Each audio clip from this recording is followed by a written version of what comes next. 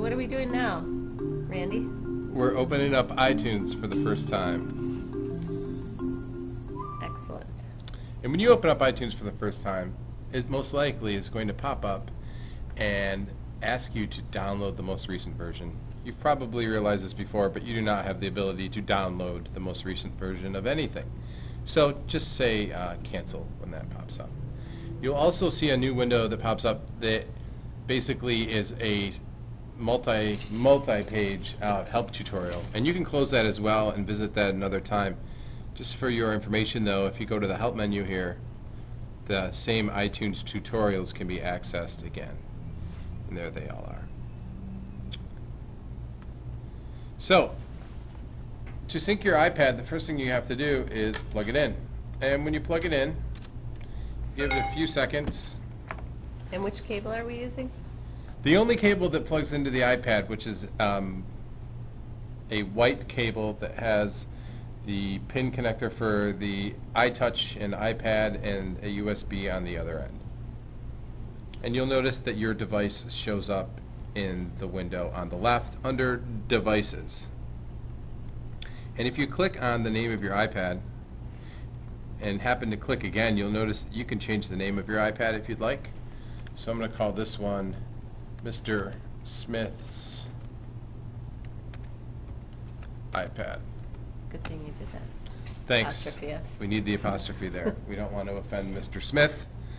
And you look here, as you've chosen the iPad, if you click around and you choose Music, it's moving kind of slow because I just changed the name. And you click on Music, you'll see that there's nothing there unless you've purchased iTunes Music in the past.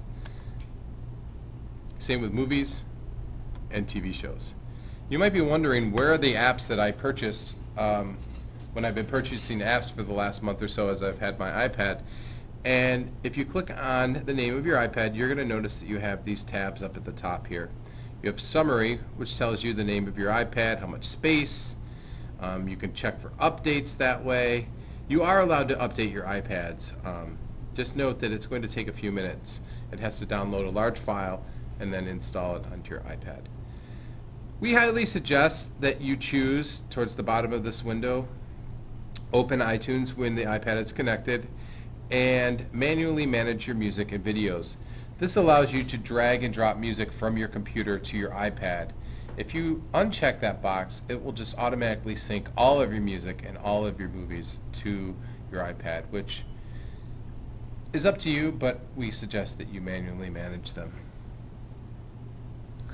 Moving along in these tabs here, you have Info, which is information. We're not going to go there today, but there are some things that you could use, like bookmarks and things if you wanted to add your bookmarks from Internet Explorer, or sync notes via Outlook. That's handy. It is The handy. bookmarks. I've never used the notes from Outlook, but I've definitely synced my my favorites. The next and really the most important place is the apps. I'm going to open up this window all the way so we can see it a little bit better. And you'll see here that you need to check the box at the top. And if you check this box,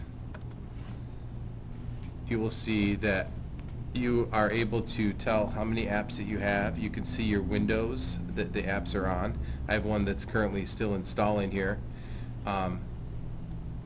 and the regular apps that it came with. You may have several pages of apps, and one thing to note is this is also another place that you can organize your apps. So if I wanted Confer to go to page 1, I could drag it to page 1 and let go. If I want Confer to go out to its own page, I can do that as well. And every time you create a new page, it creates another one after it. So if I wanted to move this one over here, it would go to 4 and then make a 5th page. I believe you're allowed to have 11 pages, which is really far too many. You also in this window can create folders by simply clicking an app, just like you would on the iPad, and dragging it on top of another app to create a folder. And you can rename these, and so on. So if I simply hit apply here, the apps that will that are on my iPad will be copied over to my computer, which is providing me a basic backup of my apps as well. Also here we have automatically sync new apps. That means if you were to buy new apps either on the iPad or on your computer, it's automatically going to trade those to the other device. I have that checked, and I find it helpful. Absolutely, because sometimes you'll sit and download a bunch of apps and not really remember that you've downloaded them, and this gives you another look at those apps. So I'm actually going to hit apply here, and we're going to see what happens. It's syncing. And you're going to get this. This iPad requires a backup files to be encrypted. Enter a password to protect your iPad backup file. I highly suggest that you use your last name here, because this is a password that isn't often used, and you need to put something in there that you'll remember. So if you have a default password you use for everything, or a password that you want to use for your iPad, or if you want to say the password is iPad, basically make it something simple. So this password will not change. This password will not change. And it will ask you for it every time you want to restore your iPad. You'll notice that I didn't have the same word, so it wouldn't allow me to hit set password. And then the backup process will begin. And it shouldn't take long on this iPad because there are very few apps on here. Randy, how often do you suggest people sync? I suggest that they sync every few weeks. It just is an easy way to make sure that you have all of your apps. But there's really no rule here. We have something that come up here. Some of the purchased items on iPad Mr. Smith's, including tanagrams, could not be transferred to iTunes Library because you're not authorized to use them on the computer. This is just because we basically we're using this as a test iPad. You should not have that problem at all. And when you're done, everything is synced back to the computer, and you're kind of all set. You do not have to use iTunes to search and find your apps. However, you can if you'd like. But this is just providing you a backup for all of your apps.